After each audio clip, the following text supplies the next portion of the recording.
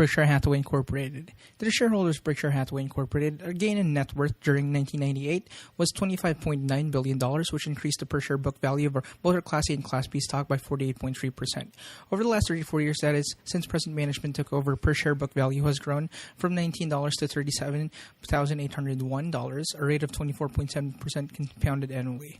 All figures used in this report apply to Berkshire's A shares as successor to the only stock that the company held outstanding before 1996.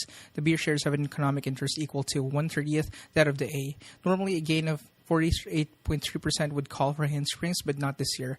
Remember Wagner, whose music has been described as better than it sounds? Well, Berkshire's progress in 1998, although more than satisfactory, was not as good as it looks. That's because most of that 48.3% gain came from our issuing shares and acquisitions. To explain, our stock sells at a large premium over book value, which means that any issuing of shares we do, whether for cash considerations and merger, instantly increases our per share book value figure, even though we've earned not a dime. What happens is that we get more per share book value into transactions that we give up. These transactions, however, do not deliver us in any immediate gain in per share intrinsic value because, in this respect, what we give and what we get are roughly equal. And as Charlie Munger, Berkshire's vice chairman and my partner, and I can tell you too often, though you may feel that we try, is the per share gain in intrinsic value that counts rather than the per share gain in book value.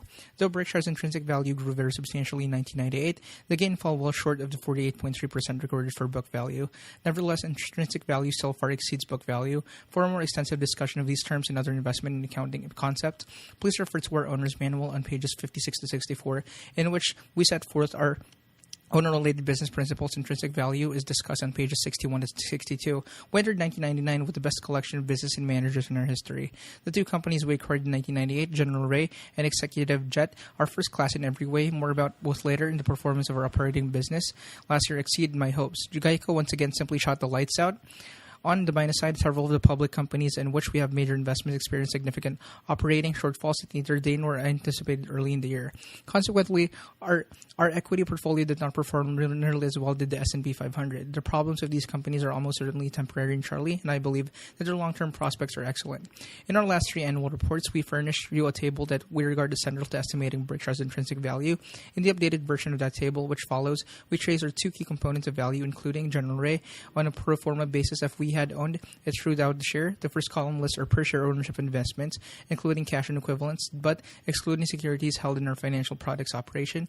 And the second column shows our per share earnings from Berkshire's operating business before taxes and purchase accounting adjustments, discussed on pages 60 and 63. But after all interest and corporate expenses, the second column excludes all dividends, interest, and capital gains that we realize from the investment presented in the first column. In effect, the column shows how Berkshire would look if it were to split in two parts, with one entity holding our investment and other operating all of our business and bearing all corporate costs. Here, 1968, 1978, 1988, 1998. Investments per share, $53, $465, $4,876, $47,647. Pre-tax earnings per share with all income from investments included, $2.87, $12.85, $145.77, $474.45. Decade ending, 1978, 1988, 1998. Investments per share, 24.2%, 26.5%, 25.6%. Pre-tax earning per share with all income from investments included, 16.2%, 27.5%, 12.5%. Annual growth rate 1968 to 1998, 25.4%, 18.6%. During 1998, our investment increased by $9,604 per share, or 25.2%, but per share operating earnings fell by 33.9%. General rate included, as noted on a pro forma basis, explains both facts. This company has very large investment, and these greatly increased our per share of investment figure. But General Ray also had an underwriting loss in 1998, and that hurt operating earnings. Had we not acquired General Ray, per share operating earnings would have shown a modest gain. Though certain of our acquisition and operating strategies from time to time affect one column more than the other, we continually work to increase the figures in both. But one thing is certain, our future rates of gain will fall short of those achieved in the past. Berkshire's capital base is now simply too large to allow us to earn truly outsized returns. If you believe otherwise, you should consider a career in sales but avoid one in mathematics. Bearing in mind that there are really only three kinds of people in the world, those who can count and those who can't. Currently, we are working in a compound net worth of $57.4 billion, the largest of any American corporation, though our figure will be eclipsed if the merger of Exxon and Mobil takes place. Of course, our lead net worth does not mean that Berkshire outranks all other business in value. Market value is what counts for owners, and General Electric and Microsoft, for example, have valuation corporations more than 3 times Berkshire's. Net worth, though, measures the capital that managers must deploy, and at Berkshire, that figure has indeed become huge. Nonetheless, Charlie and I will do our best to increase intrinsic value in the future at an average rate of 15%, a result we consider to be at the very peak of possible outcomes. We may have years when we exceeded 15%, but we will most certainly have other years when we fall short of that, including years showing negative returns, and those will bring our average down. In the meantime, you should understand just what an average gain of 15% over the next 5 years implies. It means we will need to increase net worth by $58 billion. Earning this daunting 15% will require us to come up with big ideas. Popcorn stands just won't do. Today's markets are not friendly to our search for elephants, but you can be sure that we will stay focused on the hunt. Whatever the future holds, I make you one promise. I'll keep at least 99% of my net worth in Berkshire for as long as I'm around. How long will that be? My model is the loyal Democrat in Fort Wayne who asked to be buried in Chicago so that he could stay active in the party. To that end, I've already selected the power spot at the office for my earn. Our financial growth has been matched by employment growth. We now have 47,566 on our payroll, with the acquisition of 1998 bringing 7,074 employees to us, and internal growth adding another 2,500 to balance this gain of 9,500 hands-on employees. We have enlarged the staff at World Headquarters from 12 to 12.8. The 0.8 doesn't refer to me or Charlie. We have a new person in accounting working 4 days a week. Despite this alarming trend towards corporate bloat, our after-tax overhead last year was about $3.5 million, or well under the 1 basis point, 0.01 of 1% of the value of the assets we manage. Taxes, one beneficiary of our increased size has been the U.S. Treasury. The federal income taxes that Berkshire and General Ray have paid off or will soon pay in respect to 1998 earnings, total of $2.7 billion. That means we shoulder all of the U.S. government's expenses for more than half a day. Follow that the thought a little further. If only 625 other U.S. taxpayers had paid the Treasury as much as we and General Ray did last year, no one else, neither corporations nor 270 million citizens, would have had to pay federal income taxes or any other kind of federal tax, for example, Social Security or estate taxes. Our shareholders can truly say that they give it the office. Writing checks at the IRS that includes strings of zeros does not bother Charlie or me. Berkshire as a corporation and we as individuals has prospered in America as we would have in no other country indeed. If we lived in some other parts of the world and completely escaped taxes, I'm sure we would be worse off financially, and in many other ways as well. Overall, we feel extraordinarily lucky to have been dealt in hand in life that enables us to write large checks to the government rather than one requiring the government to regularly write checks to us, say because we are disabled or unemployed. Berkshire's tax situation is sometimes misunderstood. First, capital gains have no special traction for us. A corporation pays a 35% rate on taxable income, whether it comes from capital gains or from ordinary operations. This means that Berkshire's tax on a long-term capital gain is fully 75% higher than what an individual would pay on a typical gain. Some people harbor another misconception, believing that we can exclude 70% of all dividends we receive from our taxable income. Indeed, the 70% rate applies to most corporations and also applies to Berkshire in cases where we hold stocks in non-insurance subsidiaries. However, almost all of our equity investments are owned by our insurance companies, and in that case, the exclusion is 59.5%. That still means $1 of dividends is considerably more valuable to us than $1 of ordinary income, but not to the degree often assumed. Berkshire truly went all out for the Treasury last year. In the connection with the General Ray merger, we wrote a $30 million check to the government to pay an SEC fee tied to the new shares created by the deal. We understand that this payment set an SEC record. Charlie and I are enormous admirers of what the Commission has accomplished for American investor. We would rather, however, have found another way to show our admiration. Geico, 1-800-847-7536. Combine a great idea with a great manager and you're certain to obtain a great result. That makes us alive with Wild Geico. The idea is low-cost auto insurance made possible by direct-to-consumer marketing, and the manager is Tony Nicely.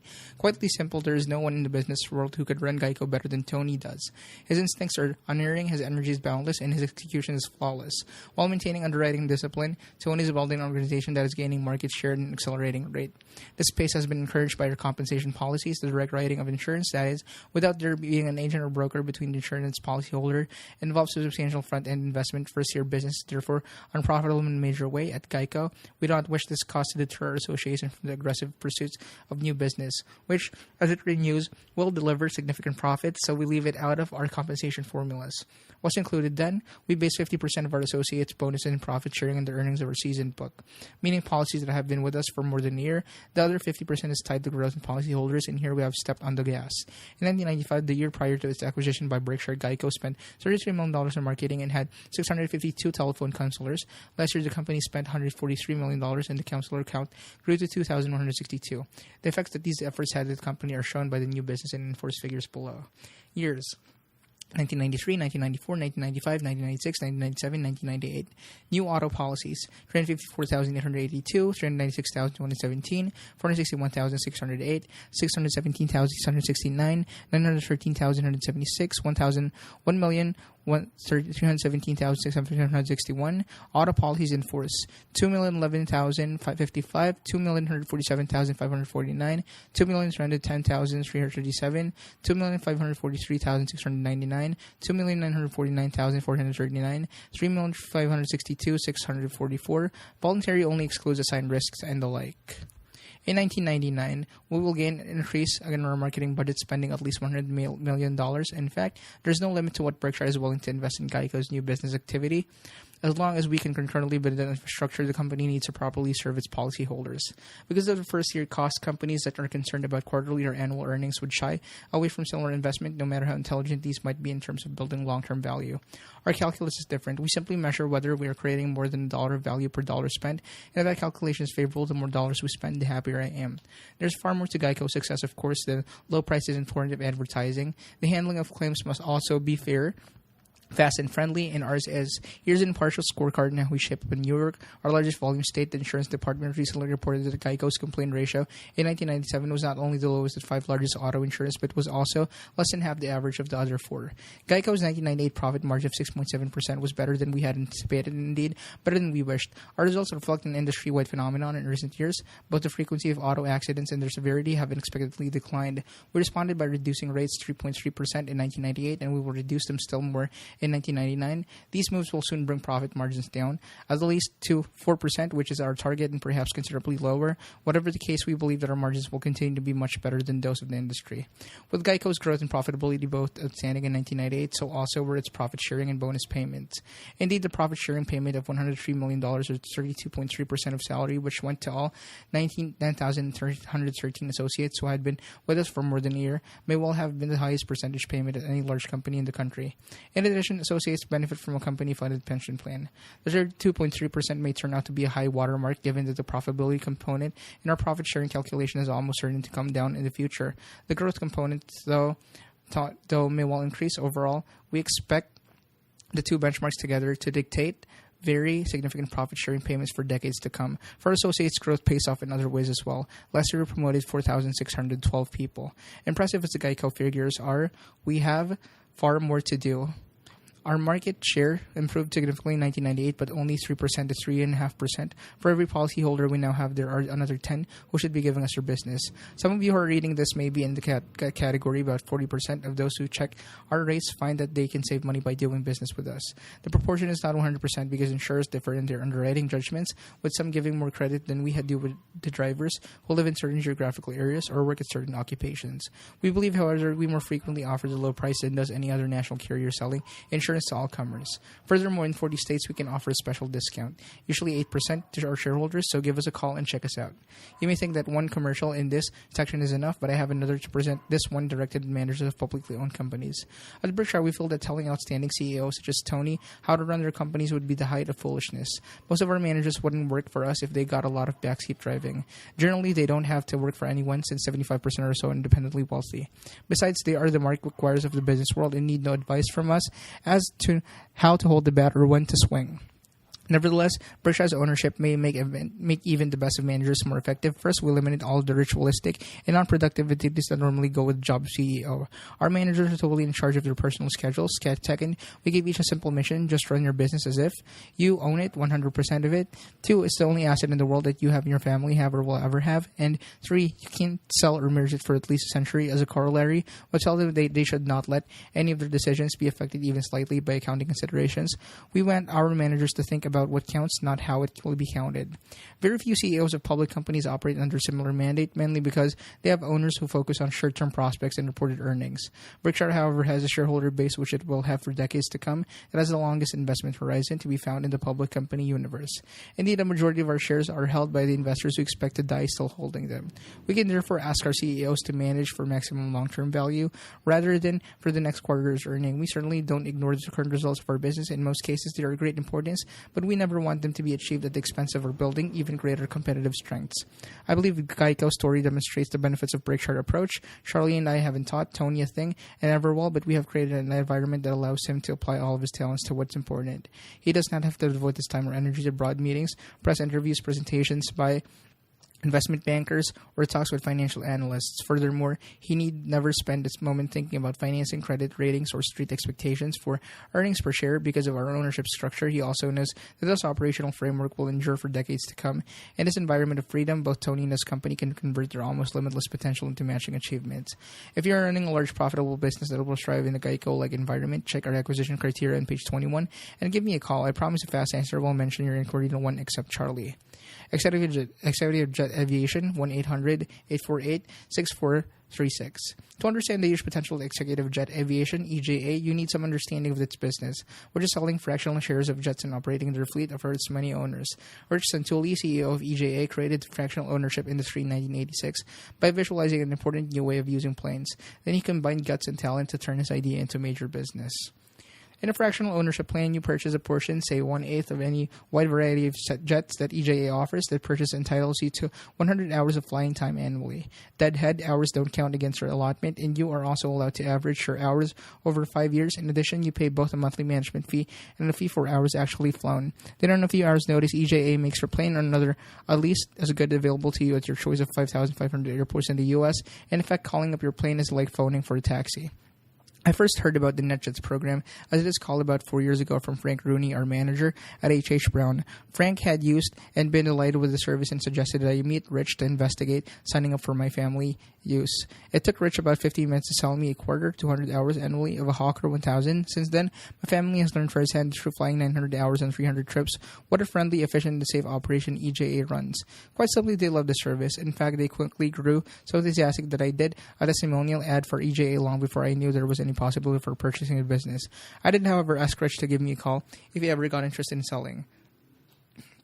Luckily, he phoned me last May, and we quickly made a $725 million deal, paying equal amounts of cash and stock.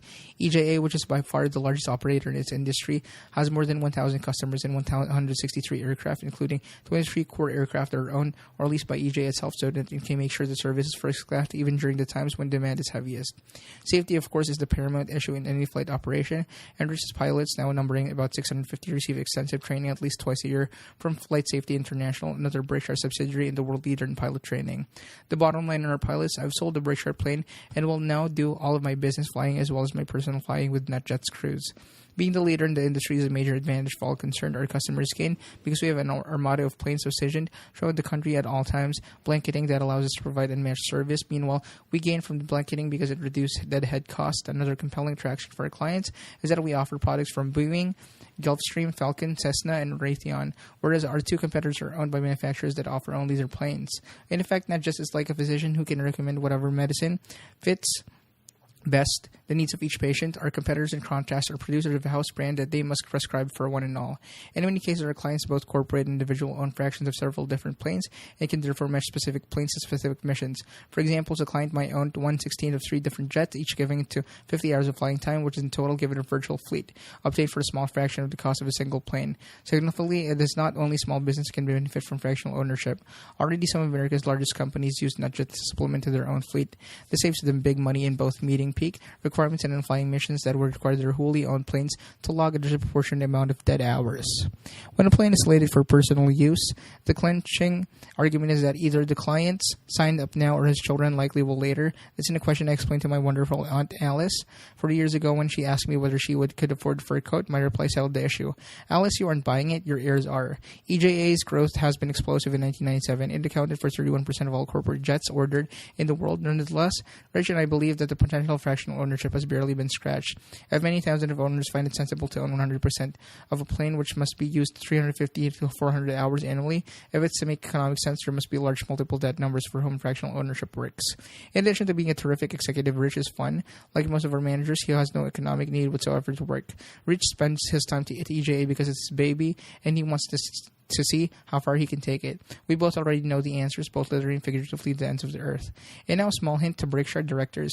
Last year, I spent more than nine times my salary at Bruce Times and EJA, just think how Berkshire's business would boom if you'd only spring for a raise.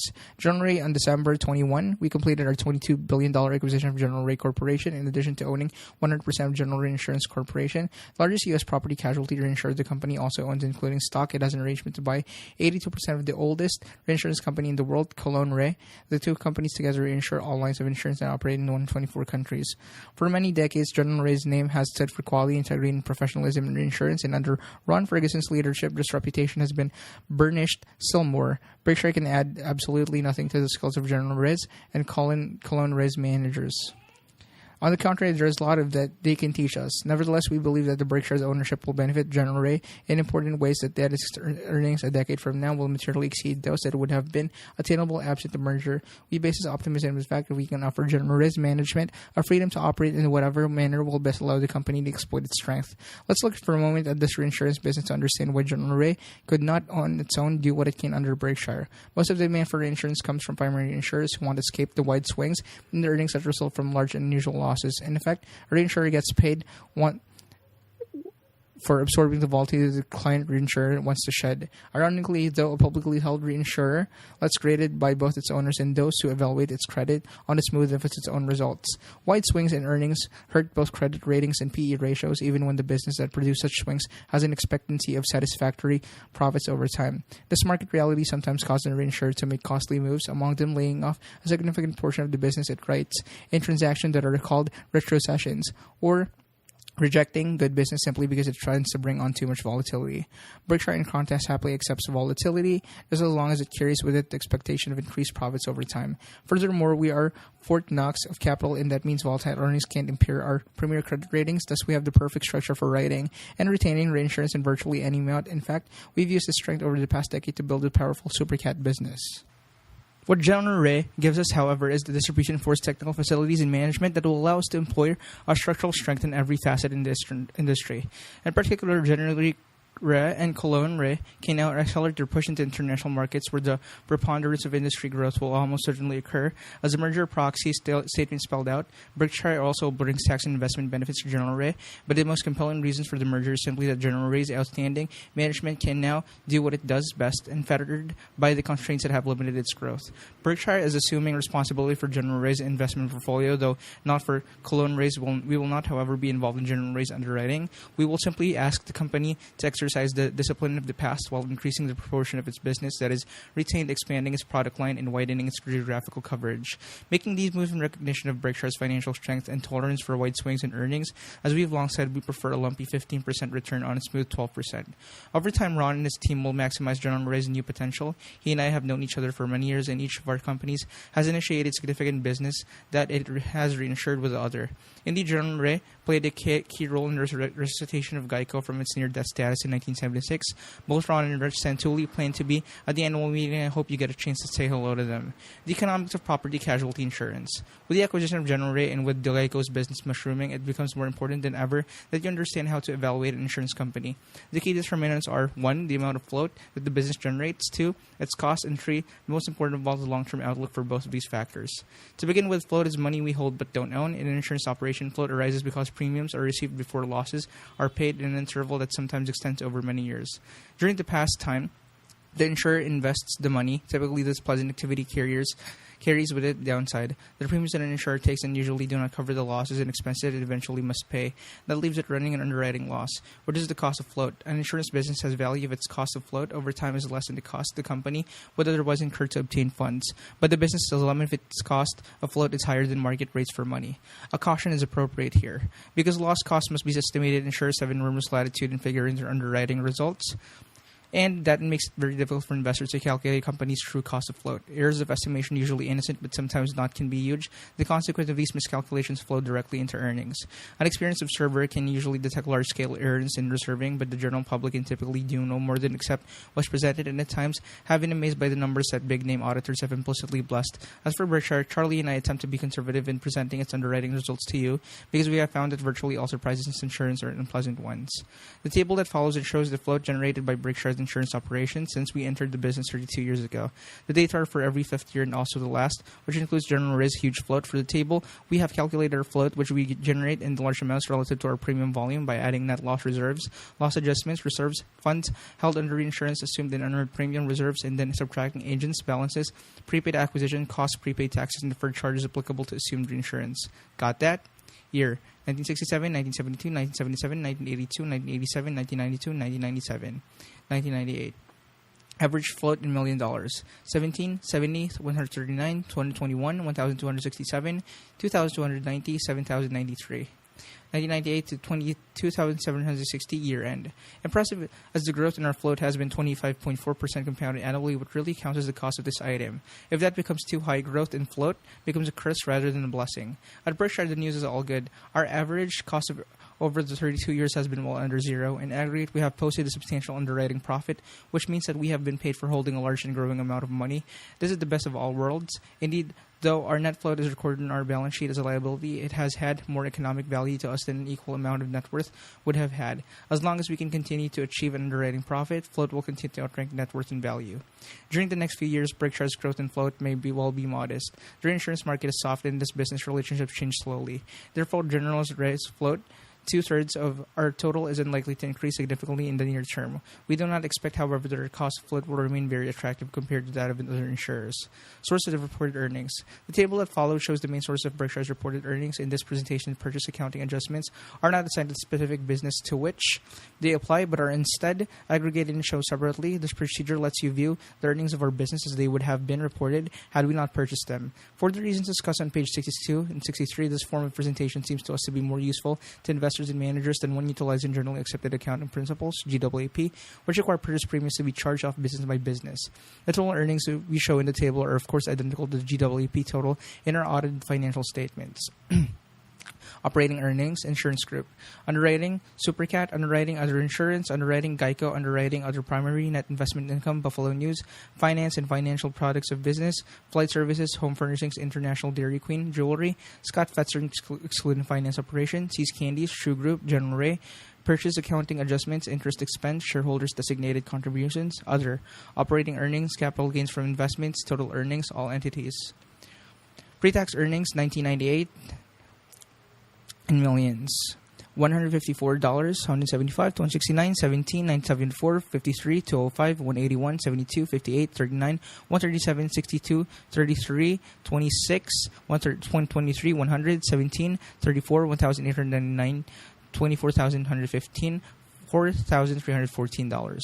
1997, $283, $155, $281, $53, $882, $56, $28, $140, $57, blank, $32, $119, $59, $49, blank, $101, $107, $15, $60, $1,721, $1,106, $2,827.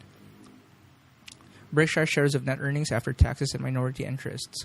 1998, $100, $114, $175, $10, $731, $32, $133, $110, $41, $35, $23, $85, $40, $23, $16, $118, $63, $11, $29, $1,277, $1,553, $2,830, $1997, $883, $100, $181, $34, $704, $33, $18, $84, $32, $18, $77, $35, $32, $94, $67, $10, $37, $1,197, $704, $1,901. 1. It includes Executive Jet from August 7, 1998. 2. Includes Star Furniture from July 1, 1997. From date of acquisition, December 21, 1998. 4. Excludes interest expense of finance business. You can be proud of our operating managers. They almost invariably deliver earnings that are the very top of what conditions in their industries allow. Meanwhile, fortifying their business long-term competitive strength in aggregate, they have created many billions of dollars of value for you. An example, in my 1994 letter, I reported on Ralph Shea's extraordinary performance as Scott Fetzer. Little did I realize that he was just warming up. Last year, Scott Fetzer, operating with no leverage except for a conservative level of debt in finance subsidiary, earned a record $96.5 million after tax on its $112 million net worth. Today, Berkshire has an unusually large number of individuals such as Ralph who are truly legends in their industries. Many of these joined us when we purchased their companies, but in recent years, we have also identified a number of strong managers internally. We further expanded our core of all-stars in an important way when we acquired General Ray and EJA. Charlie and I have the easy jobs at Berkshire. We can do very little except allocate capital and even even then, we're not all that energetic. We have one excuse, though: in allocating capital, activity does not correlate with achievement. Indeed, in the fields of investment and acquisition, frenetic behavior is often counterproductive. Therefore, Charlie and I mainly just wait for the phone to ring. Our managers, however, work very hard, and it shows naturally they want to be paid fairly for their efforts, but pay alone can't explain their extraordinary accomplishments. Instead, each is primarily motivated by a vision of just how far his or her business can go, and by a desire to be the one who gets in there. Charlie and I thank them on yours and behalf and ours. The additional information about our various businesses is given on pages 39 to 53, where you will also find our segment earnings reported on GAAP basis. In addition, on pages 65 to 71, we have rearranged Berkshire's financial data into 4 segments on a non-GAAP basis, a presentation that corresponds to the way Charlie and I think about the company. Normally, we follow the section with on look through the earnings because the January acquisition occurred near year-end, though neither historical nor pro forma calculation of 1998 numbers seems relevant. We will resume the look-through calculation next year's report. Below, we present our common stock investment, those with a market value of more than $750 million are itemized. Shares: 50,536,900, $200 million, 51,202,142, 60,298,000, 96,000,000, 1,727,765, 63,595,000, 180. Company: American Express Company, the Coca-Cola Company, the Walt Disney Company, Freddie Mac, the Gillette Company, Washington Post Company, Wells Fargo and Company. Others. Total common stocks: $1231.98. Cost: dollars in millions: $1,470, $1,299, $281, $308, $611, $392, $2,683, $7,044. Market: $5,180, $13,400, $1,536, $3,885, $4,590, $999, $2,540, $5,135, $37,265. Represents tax basis cost, which in aggregate is $1.5 billion less than GWP cost. During our year, we slightly increased our holdings in American Express, one of our 3 largest commitments, and left the other 2 unchanged. However, we trimmed or substantially cut many of our smaller positions. Here, I need to make a confession. The portfolio actions I took in 1998 actually decreased our gain for the year. In particular, my decision to sell McDonald's was a very big mistake. Overall, you would have been better off last year if I had regularly snuck off to the movies during market hours. At year-end, we held more than $15 billion in cash equivalents, including high-grade securities, due in less than 1 year. Cash never makes us happy, but it's better to have the money burning a hole in Berkshire's pocket than resting comfortably in someone else's. Charlie and I will continue our search for large equity investments, or better yet, really major business acquisition that would absorb our liquid assets. Currently, however, we see nothing on the horizon. Once we knew that the general merger would definitely take place, we asked the company to dispose of the equities that it held. As mentioned earlier, we did not manage the Cologne Re portfolio, which includes many equities. General Re subsequently eliminated its positions in about 250 common stocks, incurring $935 million of taxes in the process. This clean sweep approach reflects the basic principles Charlie and I employ in business and investing. We don't back into decisions. Last year, I deviated from my standard practice of not disclosing our investments other than those we are legally required to report, and told you about 3 unconventional investments we had made. There were several reasons behind that disclosure. First, question about our silver position that we had received from our regulatory authorities led us to believe that they wish us to publicly acknowledge this investment. Second, our holdings of zero-coupon bonds were so large that we wanted our owners to know of this investment potential impact on Berkshire's net worth. Third, we simply wanted to alert you to the fact that we sometimes do make unconventional commitments. Normally, however, as discussed in the owner's manual on page 61, we see no advantage in talking about specific investment actions. Therefore, unless we again take a position that is particularly large, we will not post to you as to what we are doing in respect to any specific holding of an unconventional sort. We can report, however, that we have eliminated certain of the positions discussed last year and added certain others. Our never comment, even if untrue policy in regard to investment, may disappoint piggybackers but will benefit owners. Your Berkshire shares would be worth less if we discuss what we are doing. Incidentally, we should warn you that media speculation about investment moves continues in most cases to be incorrect. People who rely on such commentary do so at their own peril. Accounting Part 1. Our general reacquisition put a spotlight on an egregious flaw in accounting procedure. Sharp-eyed shareholders reading our proxy statement probably noticed an unusual item on page 60 in the pro forma statement of income, which detailed how the combined 1997 earnings of the 2 entities would have been affected by the merger. There was an item stating that compensation expense would have been increased by $63 million. This item we hastened to add does not signal that either Charlie or I have experienced a major personality change. He still travels coach and quotes Ben Franklin, nor does it indicate any shortcomings in General Ray's accounting practices. which have followed GWP to the letter. Instead, the pro forma adjustment came about because we are replacing General Ray's long-standing stock option plan with a cash plan that ties the incentive compensation of the General Ray managers to their operating achievements. Formerly, what counted for these managers was General Ray's stock price. Now their payoff will come from the business performance they deliver. The new plan and the terminated option arrangement have matching economics, which means that the rewards they deliver to the employee should, for a given level of performance, be the same, but what these people could have formerly anticipated earnings from new option grants will now be paid in cash. Options granted in the past years remain outstanding. Though the two plans are an economic wash, the cash plan we are putting in will produce a vastly different accounting result.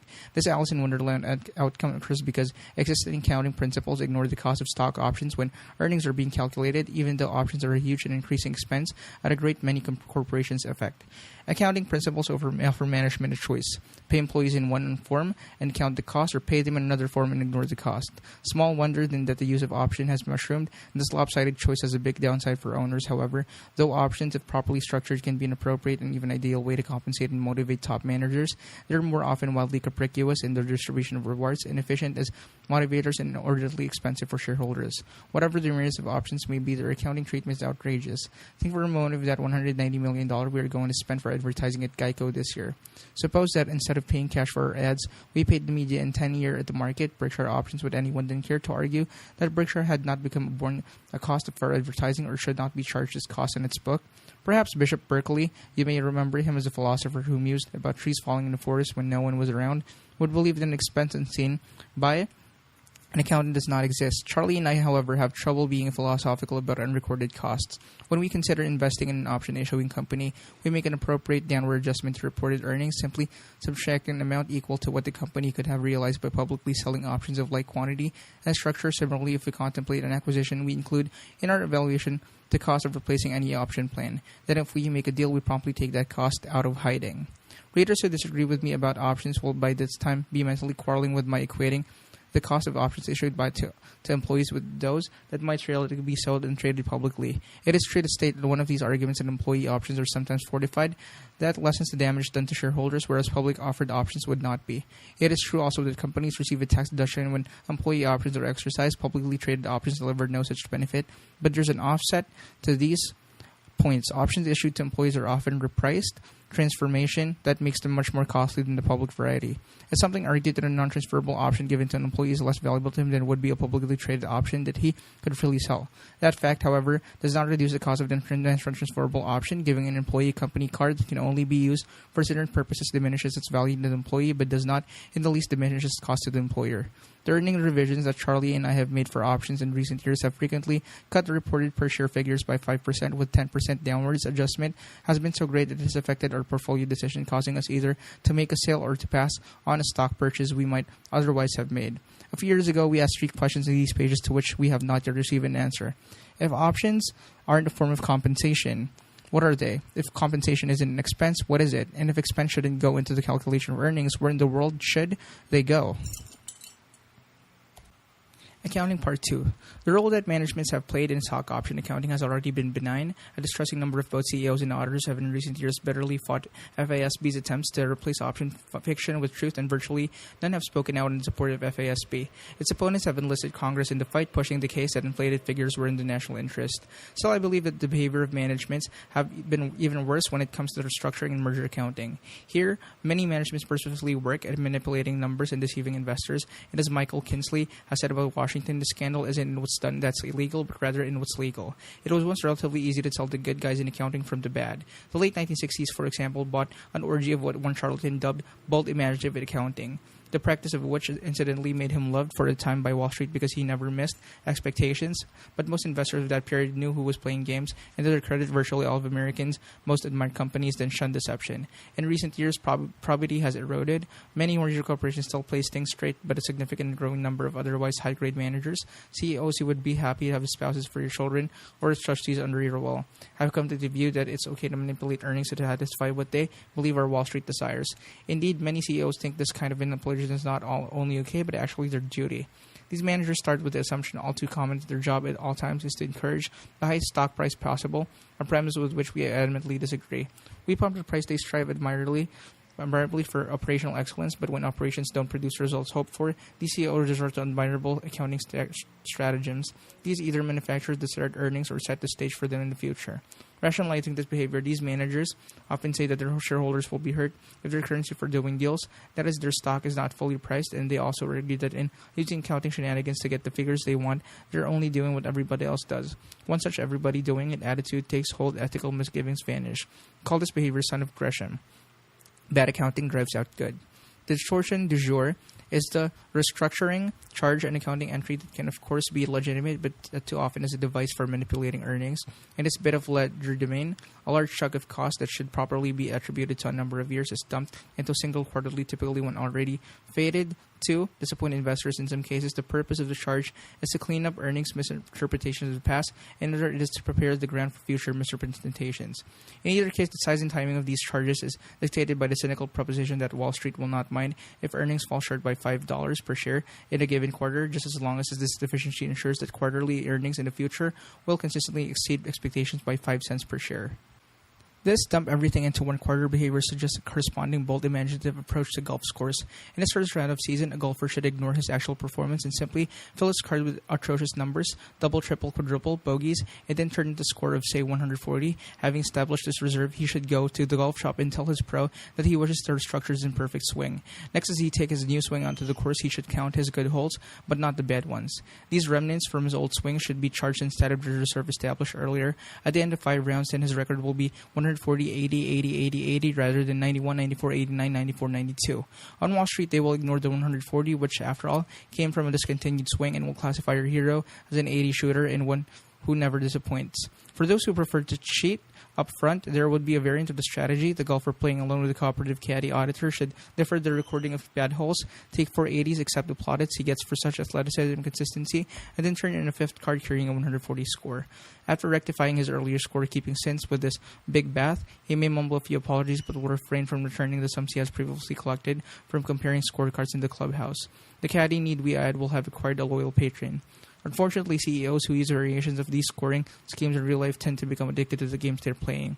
After all, it's easier to fiddle with a scorecard than to spend hours on the practice tee, and never mustered the will to give them up. Their behavior brings to mind Voltaire's comment on sexual experimentation. Once a philosopher, twice a pervert. In the exhibition arena, restructuring has been raised to an art form. Managements now frequently use mergers to dishonestly rearrange the value of assets and liabilities in ways that will allow them to both smooth and swell future earnings. Indeed, at deal time, major auditing firms sometimes point out the possibilities for a little accounting magic, or for a lot.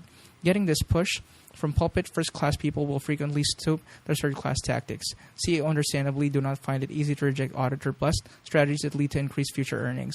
An example from the property casualty insurance industry will illuminate the possibilities. When a PC company is acquired, the buyer sometimes simultaneously increases its loss reserves, often substantially. This boost may merely reflect the previous inadequacy of reserves, though it is uncanny how often an actuarial revelation of this kind coincides with the inking of a deal. In any case, the move sets up the possibility of earnings flowing into income at some later date as reserves are released. Berkshire has kept entirely clear of these practices. If we are to disappoint you, we would rather it be with our earnings than with our accounting. In all of our acquisitions, we have left the loss reserve figures exactly as we found them. After all, we have consistently joined with insurance managers knowledgeable about their business and honest in their financial reporting when deals occur in which liabilities are increased. When immediately and substantially simple logic says that at least one of those virtues must have been lacking, or alternatively that the acquirer is laying the groundwork for future infusions of earnings. Here's a true story that illustrates an all too common view in corporate America. The CEOs of 2 large banks, one of the men who'd made many acquisitions, were involved not long ago in a friendly merger discussion, which in the end didn't produce a deal. The veteran acquirer was expounding on the merits of the possible combination, only to be skeptically interrupted by the other CEO. But won't that mean a huge charge? He asked. Perhaps as much as $1 billion? The sophisticate wasted no words. We'll make it bigger than that. That's why we're doing the deal. A preliminary tally by RG Associates of Baltimore of special charges taken are announced during 1998. That is, charges for restructuring and process R&D merger-related items. And right now identified no less than 1,369 of these, totaling the $72 $1 billion. That is staggering amount is evidenced by this bit of perspective. The 1997 earnings of 500 companies in Fortune's famous listed totaled $324 billion. Clearly, the attitude of disrespect that many executives have today for accurate reporting is a business disgrace. And auditors, as we have already suggested, have done little on the positive side. Those auditors should have done little on the positive. As their client, they tend to kowtow instead to the managers who choose them and dole out their pay. Whose bread I eat, his song I sing. A big piece of news, however, is that SEC, led by its chairman, Arthur Levitt, seems determined to get corporate America to clean up its act in a landmark speech last September. Levitt called for an end to earnings management. He correctly observed, too many corporate managers, auditors, and analysts are participants in a game of nods and winks. And then he laid on a real indictment.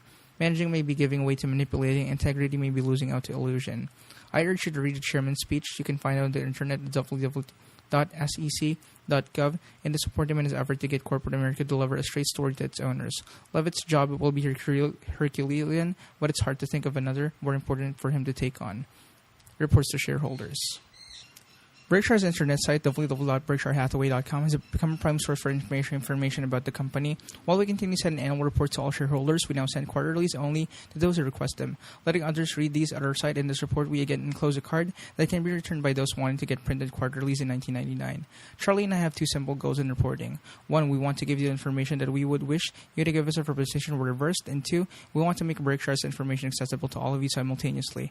Our ability to reach that second goal is greatly helped by the internet. Another portion of his September speech, Arthur Levitt deplored what he called selective disclosure. His remarks were timely. Today, many companies matter-of-factly favor Wall Street analysts and institutional investors in a variety of ways that often skirt or cross the line of unfairness. These practices leave the great bulk of shareholders at a disadvantage to a favored class. At Berkshire, we regard the holder of one share of B stock as the equal of our large institutional investors. We, of course, warmly welcome institutions as owners and have gained a number of them through General Ray merger. We hope also that these new holders find that our owner's manual and annual reports offer them more insights and information about Berkshire than they garner about other companies from the Investor Relations Department that these corporations typically maintain. But if it is earnings guidance or the like that shareholders or analysts seek, we will simply guide them to our public documents. This year, we plan to post our quarterly reports on the internet after the close of the market on May 14, August 13, and November 12. We also expect to put the 1999 annual report on our website on Saturday, March 11, 2000, and to mail the print version at roughly the same time. We promptly post press releases on our website. This means that you do not need to rely on the version of these reported by the media, but can instead read the full text on your computer. Despite the pathetic technical skills of your chairman, I'm delighted to report that Geico, Boardsheim Seas, and the Buffalo News are now doing substantial business via the internet. We've also recently begun to offer annuity products on our website. This business was developed by Ajit Jain, who over the last decade has personally accounted for a significant portion of Berkshire's operating earnings. While Charlie and I sleep, Ajit keeps thinking of new ways to add value to Berkshire. Shareholders designated contributions. About 97.5% of all eligible shares participate in Berkshire 1998 Shareholders Designated Contribution Program, with contributions totaling $16.9 million. A full description of the program appears on 54 to 55. Cumulatively, over the 18 years of the program, Berkshire has made contributions of $130 million pursuant to the instructions of our shareholders. The rest of Berkshire's giving is done by our subsidiaries, which stick to the philanthropic patterns that prevailed before they were acquired, except that their former owners themselves take on the responsibility for their personnel charities. In aggregate, our subsidiaries made contributions of $12.5 million in 1998, including in-kind donations of $2.0 million. To participate in future programs, you must own Class A shares that are registered in the name of the actual owner, not the nominee name of a broker, bank, or depository. Shares not so registered on August 31, 1999, will be ineligible for the 1999 program. When you get the contribution form from us, return it promptly so that it does not get put aside or forgotten. Designations received after the due date will not be honored. The annual meeting. This year's Woodstock for Capitalists will be held May 1 to 3, and we may face a problem. Last year, more than 10,000 people attend our annual meeting, as our shareholders list has since doubled, so we don't quite know what attendance to expect this year. To be safe, we have booked both Exarban Coliseum, which holds about 14,000, in the Holiday Convention Center, which can seat an additional 5,000, because we know that our Omaha shareholders will want to be good hosts to the out-of-towners. Many of them come from the outside of the U.S. We plan to give those visitors first crack at the Exarban tickets and to subsequently allocate these to greater Omaha residents on a first-come, first-served basis. If we exhaust the Exarban tickets, we will begin distributing holiday tickets to Omaha shareholders.